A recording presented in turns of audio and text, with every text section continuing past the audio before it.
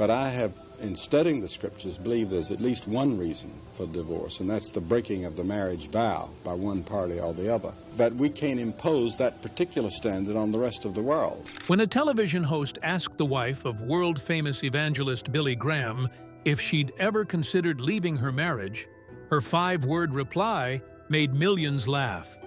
Divorce? No. Murder? Yes. It's an iconic quote. It's funny. It's relatable. But behind that sharp wit lay 63 years of solitary mountain winters, fierce theological independence, and extraordinary personal sacrifice. What kept Ruth Bell Graham anchored when the most famous preacher on earth was gone for months at a time, leaving her to raise 5 children alone? A different vision for life. Long before she was Ruth Bell Graham, standard-bearer for American evangelical royalty, she was just Ruth, a girl born in the muddy, chaotic interior of Xinjiang, China. The daughter of L. Nelson Bell, a pioneering medical missionary, her early world was not defined by manicured suburban sanctuaries or suburban American comforts. It was shaped by the stench of field hospitals, the terrifying threat of local warlords, and the overwhelming, undeniable spiritual urgency of the foreign mission field. Ruth didn't just grow up admiring missionaries. She breathed their air, inherited their grit, and adopted their absolute single-minded devotion. By her teenage years, her life plan wasn't just clear. It was ironclad. Ruth was going back. She had zero interest in the quiet, predictable routine of American domesticity. Her heart was tied to the dusty villages of China. She envisioned a life of rugged, celibate, uncompromised martyrdom for the gospel. She was prepared to give up comfort, security, and marriage itself to fulfill what she believed was her explicit divine calling. Then came Wheaton College, Illinois, and a lanky, fast-talking, wildly passionate preacher from North Carolina named Billy Graham. Billy was a thunderbolt. He was ambitious, intense, and utterly consumed by an all-consuming drive to preach. But when he fell head over heels for Ruth, he wasn't just asking for her hand in marriage, he was asking her to abandon her life's blueprint. The collision was immediate and agonizing. Billy made it brutally clear that his future was in the United States, driving across the country, filling tents, and pursuing a relentless itinerary of mass evangelism. He had no calling to China.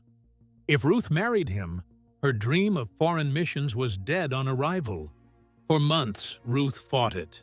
She wrestled with the horrifying prospect that choosing love meant committing treason against her own calling. She spent nights in tears, pleading with God to change Billy's mind, or to change her own heart. How could she trade the high-stakes, sacrificial front lines of the mission field for the quiet, supportive back seat of an American evangelist's traveling crusade? The turning point was neither sudden nor easy. It was a painful, deliberate surrender of her independent ambition. Ruth came to a radical, sobering conclusion. Her true calling was not a specific geographic location, but absolute obedience. If God was leading her to Billy, then her altar wasn't a clinic in China. It was the quiet, invisible supporting role in a ministry that would eventually span the globe. In August 1943, she married him. She traded her personal vision of martyrdom on the foreign field for a far more subtle, grueling kind of sacrifice. One played out not in the dangerous wilds of Asia, but in the crushing, lonely silence of her own home. She laid down her life's dream so that Billy could pursue his, knowing full well that the man she loved would never belong entirely to her. Stepping into Billy's world didn't mean walking in his shadow, it meant building a fortress while he preached to the world, refusing to conform. In the public eye, Ruth Graham was often cast as the dutiful, quiet standard-bearer standing behind the 20th century's most visible evangelical leader. But inside her own home, her mind was an iron trap, completely unyielding, deeply analytical, and entirely her own. She was not a passive soundboard or a domesticated echo of her husband's convictions. Ruth was an intellectual force in her own right, refusing to surrender her deeply held theological identity simply because she was married to the world's most prominent minister. The most striking proof of her fierce autonomy was her lifelong refusal to join Billy's church. Billy Graham was the undisputed poster child for the Southern Baptist Convention, preaching baptism by immersion and building a global platform rooted in classic Baptist structures. Yet Ruth, raised in the solid scholastic tradition of American Presbyterianism, flatly refused to switch denominations. She maintained her independent membership in the Presbyterian Church her entire life. While church leaders, reporters, and casual observers gossiped about the apparent misalignment, Ruth remained untroubled. She didn't stay Presbyterian out of spite or stubbornness. She stayed because she had examined Scripture, settled her convictions, and refused to perform theological conformity for public convenience or institutional optics. This intellectual independence was precisely what kept Billy grounded throughout his staggering, unprecedented rise to fame. As Billy moved among heads of state, popes, monarchs, and American presidents, he was constantly surrounded by advisors, staff, and fans who agreed with every word he uttered. Ruth was the solitary, indispensable counterweight. She was the one person alive who was not intimidated by his platform, his global fame, or his charismatic presence. When Billy brought home sweeping ideas, political endorsements, or trendy theological takes, Ruth challenged him directly. She actively pushed back against his early inclinations to wade into partisan politics, warning him with sharp clarity that tying the gospel to political parties or specific candidates would inevitably compromise his core evangelical mission. She didn't mince words, and she never backed down when she believed he was verging on a compromise. Her personal study was rigorous, relentless, and deep. Late into the night, long after the 5 children were asleep, Ruth sat in her mountain study, surrounded by classic commentaries, Greek word studies, and heavy historical theology. She read widely, thought deeply, and held her theological views with razor-sharp clarity. When Billy prepped for major sermon series or global television broadcasts, Ruth was often his most rigorous editor and sharpest theological sounding board. She didn't just support his ministry, she sharpened it, ensuring his public messages were stripped of cheap rhetoric, emotional manipulation, and shallow promises, anchoring them instead in solid substance. Crucially, Ruth understood that genuine spiritual unity in a marriage did not demand total intellectual sameness. She gave Billy the full freedom to be himself on the world stage, but she demanded that he respect her freedom to think, disagree, and hold her ground at home. By refusing to turn into a mindless parrot of his views, she provided him with something far more valuable than unconditional approval: absolute, uncompromising honesty. Her unshakable personal identity gave Billy a secure, authentic anchor in a fast-paced world that constantly tried to turn him into a political pawn or an untouchable icon. She proved that standing together didn't require walking in step on every detail. Her commitment to her marriage vows was tested not by scandal, but by the overwhelming weight of crushing isolation. Nope, not divorce. Modern culture often views marriage as a conditional contract, a temporary arrangement that lasts only as long as both partners feel fulfilled, supported, and emotionally satisfied. But for Ruth Bell Graham, marriage was never a contract. It was a solemn, ironclad covenant made before God, forged with an unyielding foundation that no amount of loneliness, exhaustion, or physical separation could erode. When she quipped that she had never considered divorce, only murder, the humor worked precisely because the underlying truth was so absolute. Leaving was simply not a variable in her equation. That didn't mean the marriage was effortless. The sheer friction of their life would have splintered most relationships. For decades, Ruth bore the crushing weight of raised expectations, domestic isolation, and the agonizing emotional toll of being married to a man who belonged to the world. When Billy returned home from long crusade tours, the transition was rarely seamless. He returned exhausted, drained by the demands of millions, while Ruth was drained by the relentless, unglamorous grind of running a homestead alone.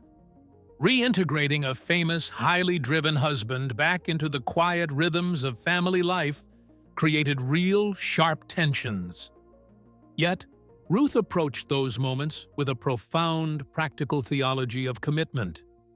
She believed that covenant marriage required radical grace and an intentional daily surrender of self-pity. She refused to view her marital struggles as grounds for exit, nor did she frame her sacrifices as a martyr's burden. Instead, she chose to see her marriage as a field of discipline, where personal fulfillment was secondary to covenant faithfulness. When resentment threatened to creep in during long, freeze-bound winter nights, she fought it through prayer, hard work, and an unshakable perspective on eternity. Her resilience was anchored in a clear understanding of human imperfection. Ruth never projected an air of ideal perfection onto Billy, nor did she expect him to meet every single one of her emotional needs. She realized early on that expecting any human being, even a world-renowned evangelist, to be her ultimate source of security was an impossible burden.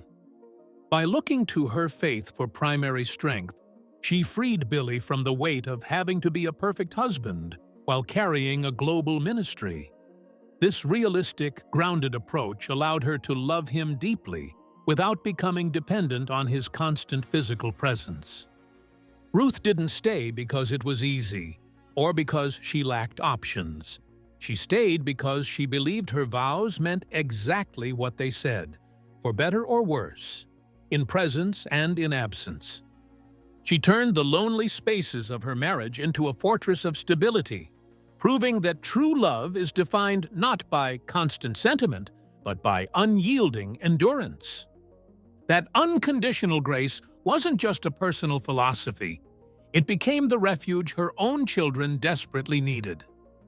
Radical grace, welcoming the broken home. The ultimate test of Ruth Bell Graham's strict, unyielding covenant theology didn't happen on a high-profile theological debate stage or within the pages of a published book. It happened right inside the living room at Little Piney Cove, when the complex lives of her own 5 children collided with the painful realities of a broken world. As her children grew into adults, several of them faced public struggles, painful personal crises, and the agonizing heartbreak of marital failure and divorce. For a family living under the intense, unforgiving microscope of global evangelicalism, these personal trials threatened to unleash public scandal, intense judgment, and devastating religious hypocrisy. Many high-profile Christian leaders in that era chose to handle family rebellion and marital breakdowns with cold ostracization, heavy judgment, or quiet exile to protect their public reputations and institutional image. Ruth, however, took the exact opposite approach. She shattered religious expectations by transforming her mountain fortress from a place of strict discipline into an unshakable sanctuary of radical, unconditional grace. She flatly refused to allow her home to become a court of judgment, legalistic lectures, or pious condemnation. When her children stumbled, hit rock bottom, or made decisions that directly contradicted her deeply held values, Ruth didn't lock the door or offer conditional affection contingent on immediate repentance. She threw the front door wide open. She cooked their favorite meals, prepared their childhood bedrooms, and welcomed them back with warm, open arms, asking zero qualifying questions. She drew a firm, clear distinction between uncompromising theological standards and the practical application of Christ-like mercy. She proved that her strict covenant beliefs were never meant to be used as a blunt weapon to alienate the suffering, but rather as an anchor to hold the family together when everything else was falling apart. Her grace was neither soft nor passive. It was a fierce, intentional choice born out of deep personal strength. Ruth understood that her children didn't need a public lecture on morality. They were already bruised and battered by life's harsh realities. What they desperately needed was a quiet, safe space to heal, reflect, and rebuild without fear of shame, gossip, or rejection.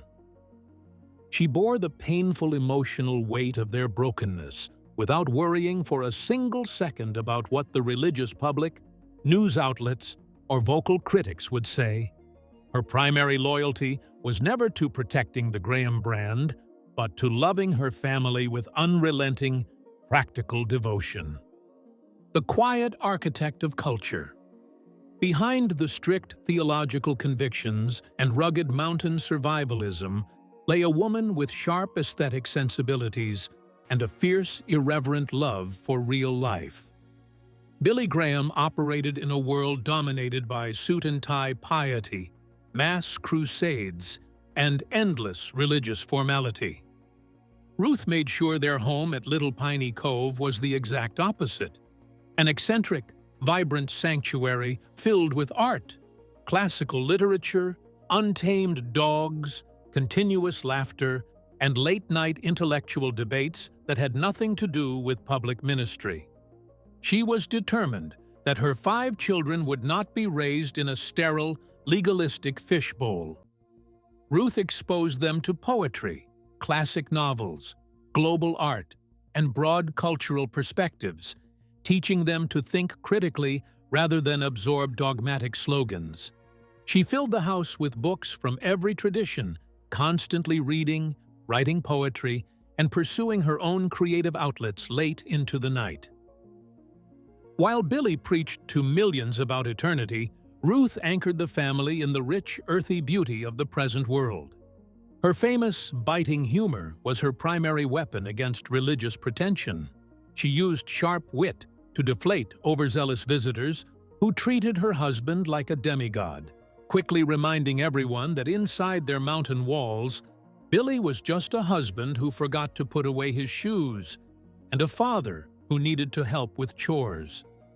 She refused to let her family perform artificial holiness for the cameras or public onlookers, protecting her children's right to be normal, messy human beings.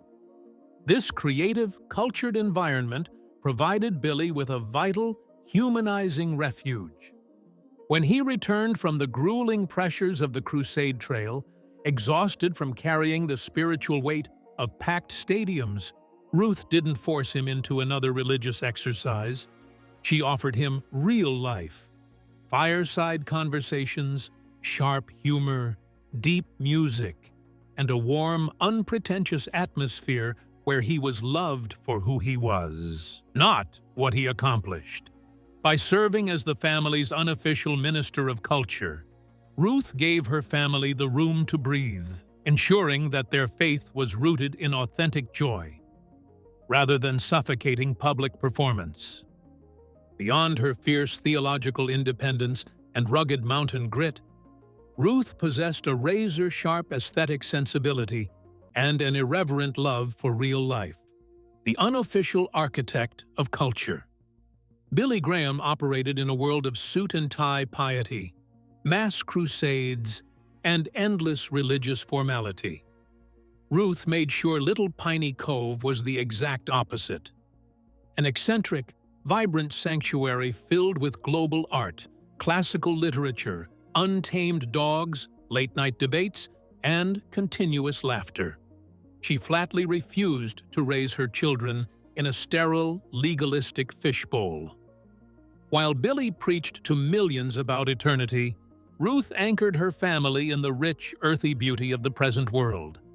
She used her biting humor to deflate overzealous visitors who treated her husband like a demigod, quickly reminding everyone that inside their walls, Billy was just a husband who forgot to put away his shoes. By filling their home with books, poetry, and broad cultural perspectives, she provided Billy with a vital, humanizing refuge. When he returned exhausted from carrying the spiritual weight of packed stadiums, Ruth offered him real life, fireside conversations, sharp wit, and an unpretentious atmosphere where he was loved for who he was, not what he accomplished. She ensured their family's faith was rooted in authentic joy rather than suffocating public performance. As the twilight years settled over Montreat, Ruth's body began to fail, worn down by decades of severe back pain, degenerative osteoarthritis, and the quiet physical toll of a long, arduous life. Yet, even in her frailest moments, her razor-sharp resolve remained totally intact. Nowhere was this unyielding conviction more evident than in the fierce, behind-the-scenes battle over her final resting place. As Billy's team made plans for his ultimate legacy, powerful voices within his organization pressed hard for both Billy and Ruth to be buried at a high-profile, commercialized site designed to maximize public foot traffic and historical impact. Ruth pushed back with quiet, immovable fury. She had no desire to become a public monument or a tourist attraction in death. She insisted on being buried where she had lived, prayed, and sacrificed, on the quiet, peaceful slopes of Montreat Mountain, beneath the trees that had sheltered her through decades of solitary winters. The dispute caused real, deep friction behind closed doors. Ruth stood her ground with the same unbending strength she had displayed 60 years earlier when choosing to keep her Presbyterian roots. She refused to let her death be turned into a public relations spectacle. Eventually, a compromise was reached that honored her demand for simplicity. She would be buried at the foot of a cross-shaped garden trail on the grounds of the Billy Graham Library in Charlotte, North Carolina, in a simple wooden coffin hand-built by prison inmates, a choice that reflected her lifelong devotion to the forgotten and broken. When Ruth passed away in June 2007 at the age of 87, she left behind no vast public organization, no international media network, and no sweeping institutional empire in her own name. Yet her true legacy was etched infinitely deeper than any public ministry. She was the invisible foundation upon which the world's most famous evangelist stood. Without her fierce independence, her intellectual rigor, her artistic spirit, her home-building grit, and her refusal to let him surrender to political or religious hype, Billy Graham's public work could have easily collapsed under the weight of its own fame. Her gravestone tells the entire story. On a simple slab of North Carolina granite, carved alongside a Chinese character representing righteousness, sit the words she chose herself, a humorous road sign she had spotted years earlier along a highway. End of construction. Thank you for your patience. If you liked this video, hit subscribe so you never miss an episode.